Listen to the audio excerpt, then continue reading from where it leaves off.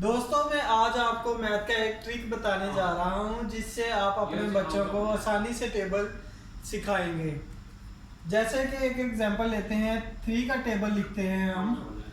उसके लिए आपने ऐसे बॉक्स बना लेने हैं, सही। ऐसे बॉक्स बनाने के बाद आपने उसमें 1 2 3 4 5 6 7 8 9 1 से 9 तक काउंटिंग लिख लेनी है। और बच्चों को भी आपको पता है कि काउंटिंग तो आसानी से वो सीख जाते हैं, लेकिन टेबल में थोड़ी प्रॉब्लम होती है। उसके बाद आपने क्या करना है, आपने पुट करना है 0 1 2 0 1 2 0 1 2। अगर आप गौर करेंगे तो ये एक 3 का टेबल बन गया। जैसे 3 6 9 12 15 18 21 24 27। और जिसका भी आपने टेबल बनाना है वो वर्ड यहाँ पर लिखना है और साथ में 0 पुट कर देना है।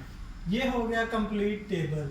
अगर आप और भी कोई ट्रिक्स चाहते हैं, आप सीखना चाहते हैं कोई आसान ट्रिक, तो मुझे फॉलो करिए।